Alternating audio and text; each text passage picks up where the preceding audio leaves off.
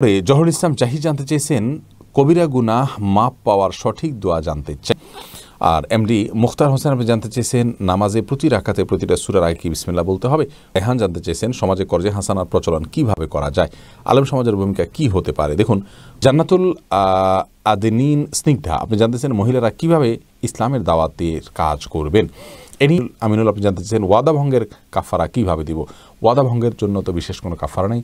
যদি এর জন্য কারোর ক্ষতি হয়ে থাকে তার ক্ষতি আপনি পুষিয়ে দিবেন, সেটার ক্ষতিপূরণ দিবেন, তার কাছে মাপ চেয়ে নেবেন, আল্লাহর কাছে মাপ চেয়ে নেবেন। ভবিষ্যতে আর ওয়াদা ভঙ্গ করবেন না, আমার প্রতিজ্ঞা করবেন, সিরিয়াসলি নিজের বিরুদ্ধে নিজের সংগ্রাম করবেন। ইনশাআল্লাহ বিদিল্লাহ এর মাধ্যমে আপনি আল্লাহর কাছে ক্ষমা পাবেন বলে আমরা আশা করি। প্রিয় দর্শক, প্রত্যেক রাকাতে প্রতিটা সূরার আগে বিসমিল্লাহ পড়বেন যদি একটা নতুন সূরা আপনি শুরু করেন, কারণ বিসমিল্লাহির রহমানির রহিম এটা হলো নতুন সূরা শুরু করার সময় পড়া সুন্নাত। যার কারণে আপনি একটি নতুন সূরা যখন শুরু করবেন, যেমন সূরা ফাতিহার পর আপনি সূরা ফালাক শুরু করলেন, তাহলে আপনি যখন বিসমিল্লাহির রহমানির রহিম পড়ে তারপর সূরা ফালাক পড়বেন। এটা হলো সুন্নাহ। প্রত্যেক রাকাতে এটি করবেন। শিহাব খান জানতে চেয়েছেন ইসলামী সঙ্গীতে মিউজিক, দফ, মডেলিং, অভিনয় ব্যবহার করা কি জায়েজ আছে। দেখুন, ইসলামী সঙ্গীতে মিউজিক দেওয়া হারাম। অন্য সব মিউজিক যেরকম হারাম, ইসলামী সঙ্গীতেও মিউজিক দেওয়া সম্পূর্ণ হারাম। এবং এই বিষয়টি আমাদের অনেক ভাই বোন জানেন না যে ইসলামী সঙ্গীতে আসলে সব প্রকার মিউজিক দেওয়া অন্য সাধারণ মিউজিক যেরকম হারাম, এটাও সেই একইভাবে হারাম। অনেকে মনে করেন যে ইসলামী সঙ্গীত হলে সেখানে বোধহয় কোনো ছাড় আছে।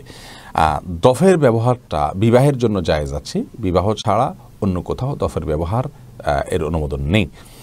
আর সাধারণভাবে দফের ব্যবহারের মধ্যে সীমাবদ্ধ থাকা হয় না, বরং ইসলামী সঙ্গীতগুলোতে আজকাল এত সূক্ষ্ম মিউজিক দেওয়া হয় যেগুলো আসলে বোঝা কঠিন। আমাদের দেশীয় বিভিন্ন ইসলামী সঙ্গীতের প্রতিষ্ঠান বা দেশের বাইরে আরবিতে বিভিন্ন ইসলামী সঙ্গীতের যে সমস্ত প্রতিষ্ঠানগুলো আছে বা ব্যক্তিগুলো আছে পরিচিত, তাদের ম্যাক্সিমাম ইসলামী সঙ্গীতের পেছনে আপনার ব্যাকগ্রাউন্ডে আপনার বিভিন্ন রকমের মিউজিকের সূক্ষ্ম ব্যবহার রয়েছে। এগুলো সম্পূর্ণরূপে হারাম, এগুলো আমাদেরকে পরিত্যাগ করতে হবে। ন্যাচারাল কোনো এসএফএস জাতীয় কোনো কিছু দেওয়া যেতে পারে। শেখ মোহাম্মদ রায়ে একটা ভিডিও আমাদের এই পেজে এবং চ্যানেলে আছে, আপনি অনুগ্রহ করে সেটি দেখে নেবেন যে মহিলারা দাওয়াতের কাজ করতে পারবেন কি না।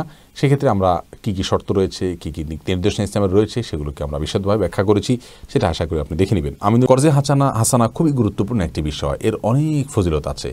ওলামায়ে কেরাম এ ব্যাপারে উদ্যোগী হতে পারেন, তবে সমস্যা হলো আমাদের দেশের প্রচলিত আইন অনুযায়ী কোনো আর্থিক প্রতিষ্ঠান ছাড়া সাধারণ মানুষকে এভাবে ঋণ দেয়া নেয়ার কাজ করতে পারে না। যার কারণে ওলামায়ে কেরাম সংশ্লিষ্ট কর্তৃপক্ষের অনুমোদন নিয়ে যথাযথ উপায়ে তারা এই কাজগুলো করতে পারেন। আর এছাড়া আপনি ব্যক্তিগত পর্যায়ে মানুষকে ঋণ দেওয়ার ব্যাপার উৎসাহ দিতে পারেন। ঋণ যারা নেয় তারা ঋণ পরিশোধের ক্ষেত্রে গড়িমসি করে এবং প্রতারণা করে, যার কারণে মানুষ ঋণ দেওয়ার প্রতি আগ্রহ থাকে না। সে বিষয়ে আমাদের বিহিত করা উচিত, বিভিন্ন ফরম্যাট এবং আইডিয়া বের করা উচিত, মানুষকে বোঝানো উচিত। এরপরে সোহানুর রহমান সোহাগ আপনি জানতে চেয়েছেন জন্ম মৃত্যু দিবস উপলক্ষে রোজা পালন করা যাবে কিনা। না ভাই, জন্মদিবস উপলক্ষে আপনার রোজা পালন করার দরকার নেই। রাসূল আকরাম সাল্লাল্লাহু আলাইহি ওয়াসাল্লাম সোমবারে সিয়াম রাখতেন এবং সে সম্পর্কে তিনি বলেছেন যে আমি সোমবারে সিয়াম রাখি কারণ যাকা ইয়াউমুন ওয়ালিদতু ফি, কারণ সেদিনে আমার জন্ম হয়েছে। তো এটি তিনি করেছেন, কিন্তু অন্য কাউকে করতেও বলেননি। আর তার অনুকরণে কোনো সাহাবী নিজ নিজ জন্মের দিনটাকে রোজা রেখে পালন করেছেন এমনটি আমরা পাই না। যার কারণে এটাকে আমরা রাসূল আকরাম সাল্লাল্লাহু আলাইহি ওয়াসাল্লামের জন্য খাস এবং স্পেশাল একটি আমল হিসাবে গণ্য করব। এটি হলো বিশুদ্ধতম মত। আর মৃত্যু দিবস উপলক্ষেও কোনো রোজার বিধান নেই। বাবা মা বা প্রিয়জন কারোর মৃত্যু দিবস উপলক্ষে রোজা রাখার জন্য কোনো নির্দেশ আমাদেরকে দেওয়া হয়নি। কোরআন এবং হাদিস যা নির্দেশ করেন সেটাকে ইবাদত হিসাবে যদি আমরা করি, ইবাদত হিসাবে করলে সেটি বিদআত হিসাবে গণ্য হবে। এমডি নাজিবুল্লাহ জানতে চেয়েছেন গরুর গোবর দিয়ে লাকড়ি বানিয়ে জ্বালানি হিসেবে ব্যবহার করলে কোনো গুনাহ হবে কি না। ভাই নাজিবুল্লাহ, গরুর গোবর দিয়ে লাকড়ি বানিয়ে আপনি জ্বালানি করতে পারেন, কোনো অসুবিধা নেই। আপনার খাবার তো সেটি প্রবেশ করছে না, যার কারণে গুনাহ হবে না ইনশাআল্লাহ বিসমিল্লাহ। মুমতাজ পারভিন জানতে চেয়েছেন কনে দেখার সময় পাত্রপাত্রীর কতটুকু দেখতে পারবে, হিজাব ছাড়া সাধারণ 3 পিস পরা অবস্থা দেখতে পারবে কিনা। উত্তর হলো পারবে, কোনো অসুবিধা নেই ইনশাআল্লাহ বিসমিল্লাহ। এরপরে প্রশ্ন করেছেন মোহাম্মদ আনোয়ারুল ইসলাম, আপনি জানতে চেয়েছেন ওযু করার পর লোশন বা ক্রিম ব্যবহার করে সালাত আদায় করা যাবে কিনা। যাবে, কোনো অসুবিধা নেই, এতে সালাতের কোনো ক্ষতি হবে না। এরপর আরেক ভাই প্রশ্ন করেছেন নিজ শ্বশুর শাশুড়িকে জাকাতের অর্থ দেওয়া যাবে কিনা যদি তারা ঋণগ্রস্ত হয়ে থাকেন।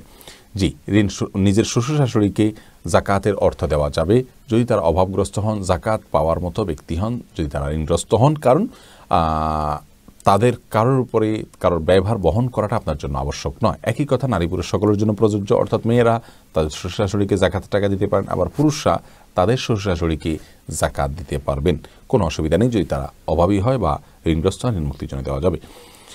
এরপরে পূর্ণা সবুজ আপনি জানতে চেয়েছেন এই আইডি থেকে গাড়িতে চলাকালীন ওযু না থাকলে তায়াম্মুম করে নামাজ পড়া যাবে কিনা। দেখুন আপনি কোন গাড়িতে আছেন একটু দেখার বিষয়। প্রাইভেট গাড়িতে থাকে আপনি এটা থামিয়ে আপনাকে ওযু করতে হবে। ওযুর অবশ্যই কোনো না কোনো ব্যবস্থা আপনার আছে, না থাকলে তায়াম্মুম করবেন। সেক্ষেত্রে যদি পানি না থাকে তখন দেখা যাবে, কিন্তু পানি থাকলে গাড়ি থামিয়ে আপনাকে ওযু করতে হবে। আর যদি ট্রেন থাকে তাহলে সেক্ষেত্রেও পানির ব্যবস্থা আছে, নাহলে পানি কিনে আপনি করতে পারবেন। বাসে যদি থাকেন সেক্ষেত্রেও আপনি আগে থেকে ওযু করে আপনার সালাতের জন্য প্রিপারেশন নিয়ে উঠবেন, অথবা বাস থামানোর জন্য বলবেন। এই সকল উদ্যোগগুলো আপনাকে নিতে হবে। আপনি যখন অক্ষম হবেন, অপারগ হবেন, অর্থাৎ অপারগ এবং অক্ষম এই শব্দ আপনার প্রতি প্রয়োগ করা যখন চলবে, বিশুদ্ধ হবে, তখনই আপনি তায়াম্মুম করতে পারবেন। আপনি বাসে আছেন, সেক্ষেত্রে আপনি বাস এলাকা বলবেন ভাই থামান, একবার যা দুবার বলবেন, তিনবার বলবেন, অনুনয় করে বলবেন, সে অবশ্যই থামাবে। না থামালে কোনো না কোনো স্টেশনে গিয়ে থামবেই, তখন আপনি চট করে উযু করে সালাত আদায় করে নেবেন। শুধুমাত্র বাসকে আল্লাহকে বললে থামবে না বা একটু পরে থামবে, অজুহাতে ওযু বাদ দিয়ে তায়াম্মুম করে সালাত আদায় করা যাবে না। এরপর জাহিদুল আলম জানতে চেয়েছেন প্রতিদিন কি পরিমাণ কালো জিরা খাবো সুস্থ থাকার জন্য। ভাই জাহিদুল আলম এটার জন্য কোনো পরিমাণ কোনো হাদিসে ঠিক করে দেওয়া হয়নি, তবে হ্যাঁ হাদিসে বলা হয়েছে আল হাব্বাতুস সাউদা ও শিফাউন লিকুল্লি দা ইল্লা সাম, অর্থাৎ মৃত্যু ছাড়া সকল রোগের ঔষধ হিসাবে কাজ করে কালো জিরা, যার কারণে পরিমাণ মতো সেটি খাবেন, অনেক বেশি খাবেন না যেটি আপনার অসুস্থ হওয়ার কারণ হতে পারে। স্বাভাবিক পরিমাণ মতো খাবেন। সাধারণত কালো জিরা এটা মানুষ মুঠ করে খায় না, ভর্তা বানিয়ে আমাদের দেশে খাওয়ার প্রচলন রয়েছে, তৈলের মাধ্যমে খাওয়া বা শরীরে ব্যবহার করার প্রয়োগ রয়েছে, আর এমনি হাতে মানুষ 2, 4, 5, 10টা করে নিয়ে খাওয়ার প্রচলন রয়েছে। বিভিন্ন খাবারের মধ্যে মিশিয়ে তরকারিতে বা ভাজি ইত্যাদি খাবারেরও প্রচলন রয়েছে, বিস্কিট ইত্যাদি ব্যবহারের প্রচলন রয়েছে। অর্থাৎ যেভাবে পরিমিতভাবে মানুষ খায় সেভাবে আপনি খাবেন, নির্দিষ্ট কোনো সংখ্যা পরিমাণ ঠিক করা হয়নি। এরপরে আফসানা মবিন জানতে চেয়েছেন পড়াশোনা করার জন্য কাফির রাষ্ট্রে যাওয়া যাবে কি না। এ বিষয়ে আমাদের একটা ভিডিও আছে, অমুসলিম দেশে বসবাসের বিধান। এই ভিডিওটি আপনি দেখে নেবেন, সেখানে বিস্তারিত আমরা বোঝানোর চেষ্টা করেছি কোরআন হাদিসের আলোকে এবং বিশ্ব বরেণ্য মুফতিদের ফতোয়ার আলোকে। আমাদের ইউটিউব চ্যানেলে আসুন্নাহ ফাউন্ডেশন লিখে সার্চ দিয়ে সেই ইউটিউব চ্যানেলে অথবা আমাদের পেজে আপনি সার্চ করুন অমুসলিম দেশে বসবাসের বিধান, এভাবে লিখে সার্চ দিলে ইনশাআল্লাহ আপনি বিস্তারিত উত্তর পেয়ে যাবেন। ফয়সাল আহমেদ জানতে চেয়েছেন বিবাহের সময় গান বাজনা বাজালে সেই বিবাহ হালাল হবে কি না। বিবাহ তো হয়ে যাবে ভাই ফয়সাল, কিন্তু গান বাজনা করার কারণে এই বিবাহের মধ্যে হারাম এর সংমিশ্রণ হয়ে গেল।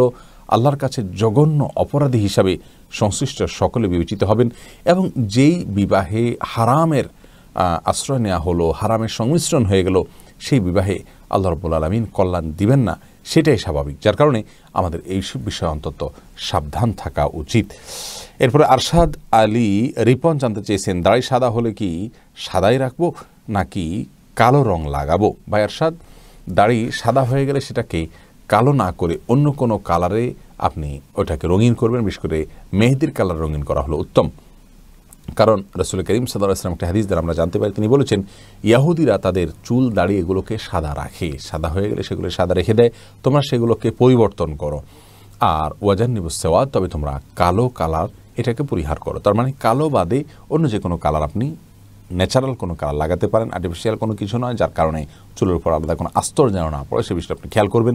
মেহেদি ব্যবহার করা এটা হলো উত্তম এবং সুন্নাহ।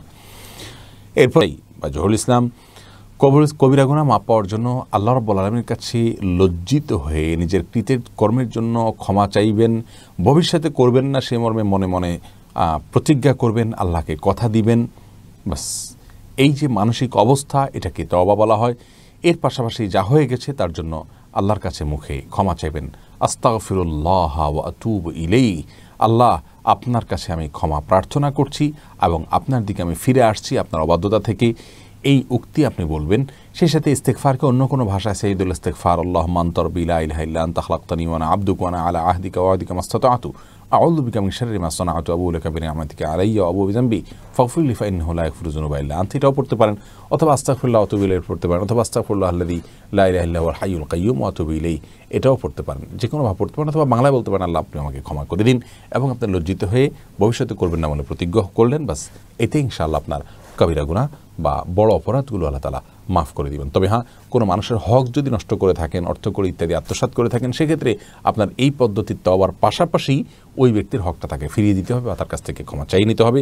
তাহলে সেক্ষেত্রে ইনশাআল্লাহ কবিরা গুনাহ আল্লাহ তাআলা মাফ করে দিবেন।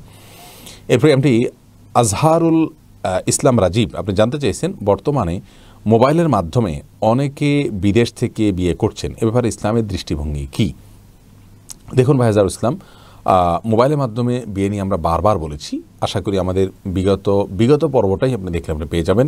এটি জায়েজ রয়েছে, বিশেষ করে ভিডিও কলের মাধ্যমে। তবে এটি সবচেয়ে নিরাপদ এবং উত্তম উপায় হলো উকিল নির্বাচন করা, অর্থাৎ একজনকে এখানে দায়িত্ব দিয়ে আমার পক্ষ থেকে তুমি প্রস্তাব দিবে অথবা কবুল করবে, সে দুজন সাক্ষীর সামনে করলেই অমুকের সাথে আমার বিয়ের ঠিক হয়েছে, তুমি আমার পক্ষ থেকে জাস্ট বলবো অমুকের পক্ষ থেকে আমি কবুল করলাম, এরকম উকিল বানাবে। সে উকিল অন্য দুজন সাক্ষীর সামনে এটি তার পক্ষ থেকে প্রস্তাব করলে ইনশাআল্লাহ বিয়ে হয়ে যাবে। এরপরে অর্পিতা ইসলাম মিলু আপনি জানতে চেয়েছেন, ভুল হাদিস বললে নাকি বউ তালাক হয়ে যায়, এটা কি সত্য? না, ভুল হাদিস বললে বউ তালাক হয় এরকম কোনো কথা সঠিক নয় বোন, এটি একটু বাড়াবাড়ি। তবে হ্যাঁ, রাসূল আকরাম সাল্লাল্লাহু আলাইহি ওয়াসাল্লামের নামে ইচ্ছাকৃত জেনে শুনে মিথ্যা হাদিস বলে বেড়ায় কেউ, জাল হাদিস বলে বেড়ায় কেউ, তাহলে তার ঠিকানাকে জাহান্নাম নিশ্চিত করে রাখার জন্য নবী সাল্লাল্লাহু আলাইহি ওয়াসাল্লাম সাবধান করেছেন। তিনি বলেছেন, মান কাযাবা আলাইয়া মুতাআম্মিদান, যে ব্যক্তি আমার ব্যাপারে মিথ্যা কথা বলবে, ফালইয়াতাবাওয়া মাকআদাহু মিনান নার, সেজন্য তার ঠিকানাকে জাহান্নামে নিশ্চিতভাবে জেনে রাখে, ঠিকানা যেন জাহান্নাম সে ধরে রাখে। অতএব এটি অত্যন্ত গর্হিত কাজ, কিন্তু এর সঙ্গে স্ত্রী তালাকের বিষয়টি সম্পৃক্ত নয়, এটি ভুল ধারণা। আরিফুল ইসলাম জানতে চেয়েছেন, শরীরে অস্থায়ী ট্যাটু করা যাবে কি না? দেখুন, রাসূল আকরাম সাল্লাল্লাহু আলাইহি ওয়াসাল্লাম বলেছেন, লাআনাল্লাহুল ওয়াশিমাতা ওয়াল মুস্তাওশিমা, অর্থাৎ আল্লাহ রাব্বুল আলামিন উল্কি অঙ্কনকারী ব্যক্তির প্রতি লানত বর্ষণ করেছেন। যে ব্যক্তি নিজের শরীরে অন্য কাউকে দিয়ে উল্কি এঁকে দেয় তার প্রতি লানত বর্ষণ করেছেন, এবং যে কারো শরীরে এঁকে দেয় উভয়ের প্রতি, অর্থাৎ যার শরীরে আঁকা এবং